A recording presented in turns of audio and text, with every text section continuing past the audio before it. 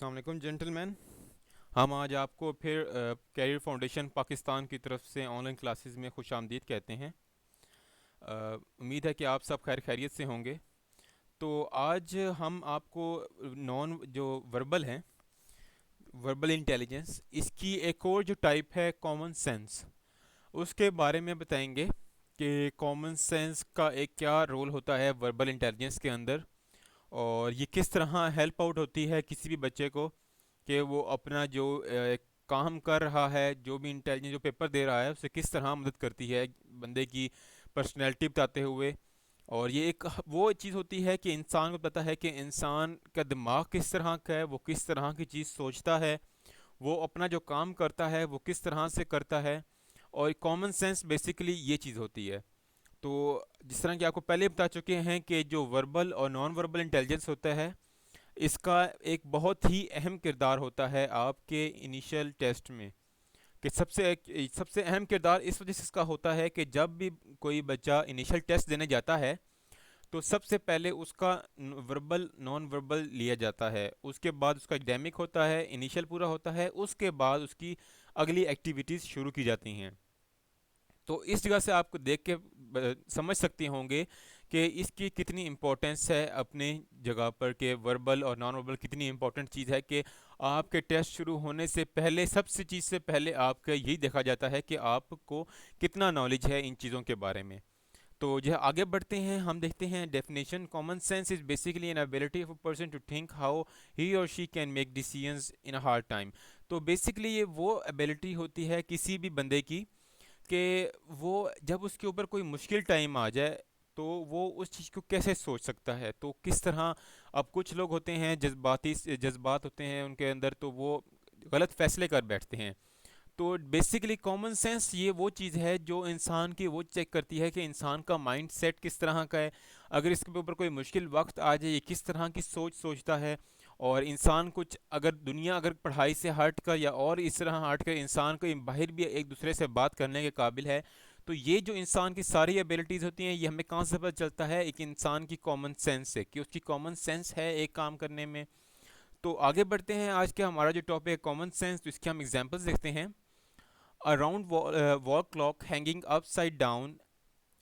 सबसे पहले तो वो कह रहा है कि जो एक आपके पास राउंड वॉल क्लॉक है, जो घड़ी होती है आपके पास, वो जो है अपना दीवार दीवार पे लटक रही है, अपसाइड डाउन, उल्टी। अपसाइड डाउन का मतलब होता है कि उल्टी लटक रही है। It minutes hand is pointing on a right side and your right side and time is. तो वो कह रहा है कि जो उसके जो मिनट और है, जो मिनट वाली उसकी हैंड है पड़ा, वो आपके राइट साइड पे है। जब आप देख रहे हो तो अपना देखें राइट साइड, आपकी राइट साइड पे है। तो वो कह रहा है कि बताएं उस वक्त टाइम क्या हुआ है, 2:45, 2:30, 2:15 या नन ऑफ दीज, कि इनमें से कुछ भी नहीं हुआ, कि 2 बजे हैं या 2:15 हुए हैं या फिर 2:45 हुए हैं या 2:30 बज गए हैं, वो ये पूछ रहा है। तो ये देखते हैं हमारे पास इसका सबसे बेस्ट आंसर कौन सा है। तो हमारे पास इसका जो बेस्ट आंसर है वो है ए। ए इस वजह से है कि जब एक आप घड़ी ले लें, मिसाल अगर आप, आपके सामने घड़ी लगी है, आप उसको एक इमेज ले लें उसकी, उसको आप उल्टा कर दें। जब आप उल्टा करेंगे तो उसका जो 12 वाला फिगर है वो 6 की जगह पर आ जाएगा, 6 वाला ऊपर चला जाएगा। जो 3 वाला है वो 9 की जगह पर चला जाएगा और 9 वाला 3 की जगह पे आ जाएगा। तो फिर आप उसका देखें, जो उसकी मिनट वाली है, जो बड़ी सुई होती है, उसको अगर आप अपने राइट साइड पे लेकर आएं, तो वो आपको अगर 2:45 पे मिलेगी। क्योंकि जब आपके सामने वॉल, जब उल्टी वॉल के ऊपर उल्टी घड़ी लगी, क्योंकि जब आपके लेफ्ट साइड पे क्या होगा, आपके लेफ्ट साइड पे 2:15 हो गए होंगे, 2:15। आपके जो बिल्कुल आपकी जो स्ट्रेट होगा और उसके हाइट में, उस जगह पे आपके क्या हो गए होंगे, 2:30। और अगर नीचे उसके क्या हुए होंगे, 2:30 के बिल्कुल 2 बजे होंगे। तो इसलिए आपके जो राइट साइड पे है, राइट साइड पे आपका क्या बनता है, 2:45। तो इस वजह से हमारा कौन सा आंसर है, ए 2:45 इसका बेस्ट आंसर है। तो अब बढ़ते हैं एग्जाम्पल नंबर 2 की तरफ। After the death he can marry his Windows, के अपनी, जो उसकी डेथ के बाद वो अपनी बेवा किससे शादी कर सकता है, कि बेवा किस शादी कर सकते हैं। तो वो पूछ रहा है कि एक इंसान अगर है, मिसाल लें, और वो अपनी बेवा की किससे शादी कर सकता है, बेटी से शादी कर सकता है, अम्मी से शादी कर सकता है, उसके बाद सिस्टर से शादी कर सकता है, या फिर वो किसी से शादी नहीं कर सकता। तो इसका हम देखें, ये थोड़ा सा असल में ये जो है रिलेशन के अंदर आता है। और इस तरह के थोड़े बहुत क्वेश्चन आपको देखने में आएंगे, इस तरह के क्वेश्चंस आपको। तो इनके बारे में थोड़ी सी तैयारी कर लेना कि आपके अगर ग्रैंड फादर हैं, उनके बेटे का भाई आपको क्या लगता है। इस तरह आपके अगर चाचा हैं, उनके बेटे का जो भाई है वो आपको क्या लगता है। तो इस तरह के थोड़े बहुत कंफ्यूजिंग क्वेश्चन आते हैं, होते आसान है अगर आपको थोड़ा बहुत, अगर आपके रिलेशंस के बारे में पता है तो वो आपको थोड़ा आसान हो जाता है। अगर नहीं आपको पता, फिर आपके लिए थोड़ी सी डिफ़िकल्टी होती है। इसलिए आपको थोड़ी सी बेहतरी है कि आप इस चीज़ में के बारे में भी थोड़ा सा देख लें, आपको पता होना चाहिए इसके बारे में, बेसिक्स देख लें। ज़्यादा भी डेप्थ में जाने की ज़रूरत नहीं है, सिर्फ बेसिक्स देख लें उसकी। तो हमारे पास का राइट आंसर है सिस्टर। क्योंकि जब एक विंडो होगी तो उसकी वो बेटी से शादी नहीं कर सकता, क्योंकि जब अपनी बेवा, जो अपनी बेवा होती है, उसकी बेटी से शादी नहीं कर सकता, क्योंकि वो आपकी भी बेटी होती है। रिश्ते में अगर मिसाल ने आपने तलाक दे दिया अपनी बीवी को, तो जो उसकी जो बेटी है आप उसे शादी नहीं कर सकते, और उसकी वालदा से भी शादी नहीं कर सकते, क्योंकि वो आपकी जो रिलेशन है वो एक होता है। जिस तरह अगर हम कहें तो इस्लाम इस चीज़ पे एक इजाज़त नहीं देता कि आप अपनी माँ से शादी कर सकते हैं, तो ये इस चीज़ के ऊपर नहीं होता। तो डॉटर और मदर से तो आप शादी कर नहीं सकते, और सिस्टर से कर सकते हैं, क्योंकि आप उसकी जो सिस्टर है वो आपकी ऑब्वियसली सिस्टर नहीं है, वो आपके लिए एक गैर महरम है पड़ी, और उससे आप शादी कर सकते हैं। तो जो है उससे आगे करंट मैरिज, उसके बाद ये भी नहीं हो सकता, क्योंकि आप के लिए, अब मर्द के लिए ये तो नहीं है कि वो किसी से शादी नहीं कर सकता, ऑब्वियसली वो शादी कर सकता है। इसलिए तो इसका बेस्ट आंसर हमारे पास कौन सा है, सी, सिस्टर से करेगा। उसके बाद हमारे पास नेक्स्ट एग्जांपल है। इस तरह के बहुत से क्वेश्चन आपको देखने में आएंगे कि Ali is shorter than Babar, Adnan is taller than Babar, therefore Babar is shortest boy, और Babar is the tallest, Adnan is shortest, और अली इज द शॉर्टेस्ट। सबसे पहले उसकी ये बात समझनी है आपने कि वो बेसिकली आपको कहना क्या चाह रहा है। वो कह रहा है कि आपने इस जगह पे भी क्या करना है कि आपने कंसिडर करना है तीन लोगों को। बेशक वो आप तीन भाई बन जाएं या तीन कज़न बन जाएं। आप कहें कि मैं अली हूँ, जो एक मेरा उससे छोटा भाई है वो बाबर है, एक अदनान है। तो आपने बस ये कंसीडर करना है अली शॉर्टर है देन बाबर, कि अली बाबर से छोटा है और अदनान बाबर से बड़ा है। तो जब आप ये देखेंगे तो आपके सामने क्या आता है उसका हम आगे देखते हैं हमारे पास इसका बेस्ट आंसर कौन सा है। तो हमारे पास इसका बेस्ट आंसर कौन सा है, डी। डी इस वजह से है कि अली शॉर्टेस्ट के, जब उसने शुरू में कहा है कि Ali is shorter than Babar, कि अली तो एक नीचे हो गया, उसके ऊपर बाबर आ गया, तो अली से भी छोटा हो गया, और बाबर उससे एक दर्जा ऊपर है। उसके बाद उसने कहा है कि जो अदनान है, Adnan is taller than Babar, कि अदनान बाबर से भी बड़ा है। तो हम इसमें देखें हमें क्या पता चलता है, अदनान सबसे बड़ा है, उसके बाद बाबर आता है, सबसे एंड में क्या आता है, अली। तो इस वजह से देखें अब हमारे यहाँ पर जो ऑप्शंस हैं वो हमें गिवन है कि बाबर इज शॉर्टेस्ट बॉय, कि बाबर सबसे छोटा नहीं है, बाबर दरमियान वाला है, ये तो इस चीज़ के ऊपर नहीं होता, सेट नहीं होता। फिर हम चाहें बाबर इज टॉलेस्ट, टॉलेस्ट भी नहीं है क्योंकि अदनान टॉलेस्ट है।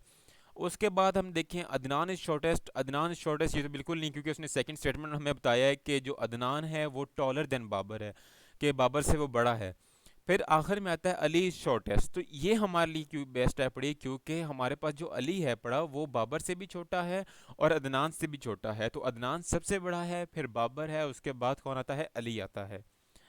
तो आगे बढ़ते हैं अपनी लास्ट एग्जांपल की तरफ। तो हमारे पास यहाँ पर एग्जांपल है। तो जैसे कि आपको शुरू में बताया गया था कि ये कॉमन सेंस के क्वेश्चन हैं, तो इसको आपने सोच के करना होता है कि आपको जो सेंस है, सेंस ऑफ ह्यूमर, वो कितना है उसका आपको अंदाज़ा हो सकता है। बदला जब एक इंसान अपने बारे में खुद एक चीज़ देखता है तो उससे मालूम हो जाता है कि मेरी कॉमन सेंस कितनी है, कि मैं इस दुनिया में क्या गुल खिला रहा हूँ, मैं क्या सोच सकता हूँ, क्या मैं चीज़ें कर सकता हूँ। वो बंदा देख सकता है कि मैं एक कॉमन सेंस बंदे में एक जो होती है वो मेरे में कितनी है। तो आगे जो हमारी एग्जांपल है जो है पड़ी example number 4, therefore seven there are seven जो pigeon sitting on the tree, a man shoot at them two felt how many remaining on the tree. तो वो कह रहा है कि हमारे पास एक दरख्त है, उस पे 7 कबूतर बैठे हुए हैं।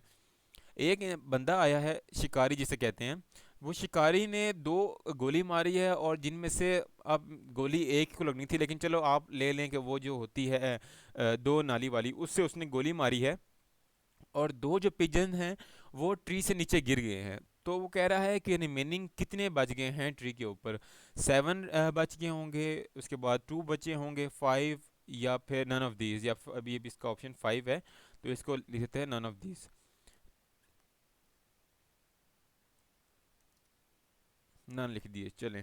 तो इसका ऑप्शन हमने नन लिख दिया है, तो इसका ये मतलब है कि एक दरख्त पे उस वक्त कितने परिंदे बैठे होंगे, 7 बैठे होंगे, 2 बैठे होंगे, 5, या कोई भी नहीं होगा। तो जब हम देखेंगे, जब उसने फायर किया होना है, तो 2 परिंदे गिर गए, तो 7 ऑब्वियसली 7 में से 5 ही रहते हैं। तो हम इसे देखते हैं बेसिक आंसर क्या है इसका, बेसिकली हमारे पास सबसे बेस्ट। तो इसका जो सबसे बेस्ट आंसर है हमारे पास है डी, नन। अब आधे लोग सोच रहे होंगे कि 5 परिंदे थे तो नन किस तरह आ गया हमारे पास, कोई भी नहीं रहा। तो ये होती है एक कॉमन सेंस किसी भी इंसान की, कि उसकी सोचने की एबिलिटी, कि जब हमें जब एक पता है कि अगर हम फायर करें तो परिंदे उड़ते हैं ऑब्वियसली। तो जब उसने शूट किया होगा, फायर किया होगा, 2 परिंदे ऑब्वियसली एक वक्त जब परिंदे जब गिर गए हैं नीचे, तो जो बाकी 5 परिंदे हैं वो उड़ गए होंगे। तो इस वजह से इसमें भी काफ़ी बच्चे कंफ्यूज होकर अब 5 पे लगा देते हैं कि यार बाकी बंदे बैठे हुए थे, 2 गिर गए, तो इसका मतलब 5 तो बैठे ही होंगे ना ऑब्वियसली। जब 5 - 2, जब बंदा ज़्यादा थोड़ा हो जाए ना, बंदा कहता है कि मुझे बड़ा अच्छा आता है पेपर, तो बंदा थोड़ा सा ओवर कॉन्फिडेंस में आकर इस तरह की छोटी छोटी मिस्टेक्स कर लेता है। तो जब वो बाद में जाता है, जब वो एक इम्तिहान में जब नाकामयाब हो जाता है, फेल हो जाता है, तो उसके बाद वो सोचता है जब ठंडे दिमाग से, तो वो उसको ऐसे सब अपनी गलतियाँ समझ आती हैं कि यार ये तो इतनी छोटी सी माइनर सी मिस्टेक थी, मैंने ये क्यों की है। तो ये उस चीज़ के बारे में बता रहे हैं कि कोई भी क्वेश्चन करने से पहले, अब ये इतनी बड़ी चीज़ नहीं है कि जब उसने फायर किया तो 2 गिर गए, तो ऑब्वियसली 5 तो बचने ही थे, जब 5 तो वो उड़ गए होंगे ना। तो ये वो चीज़ है पड़ी। तो आज का हमारा टॉपिक वेल यही था कि हमने आपको आज कॉमन सेंस के क्वेश्चन बताए हैं। तो आज का लेक्चर हमारा यहीं पे ख़त्म होता है। और अगर इस तरह के क्वेश्चंस आपको कोई आता है, अगर आपकी नज़र के सामने से गुजरता है, कोई दोस्त बताता है कि इस तरह के क्वेश्चंस आए हैं, तो आप हमें बताएं। अगर उसमें आपको कोई डिफ़िकल्टी होती है, अगर कोई क्यूरी है, तो हम उसमें आपको सॉल्व करने से ज़्यादा से ज़्यादा कोशिश करेंगे। हम आपको बताने की कोशिश करेंगे कि इसका बेस्ट आंसर क्या है, आपके लिए क्या चीज़ अच्छी है। क्योंकि अब एक उस्ताद एक बच्चे का बुरा नहीं चाहता, तो हम इसलिए चाहते हैं कि आपका ज़्यादा से ज़्यादा बेनिफिट हो और आप इस पेपर में कामयाब हों, ताकि हमें फ़ायदा हो। ओके, तो अपना ख्याल रखें। कल होगी मुलाकात एक नए टॉपिक के साथ। God bless you all. Thank you. अल्लाह हाफिज़।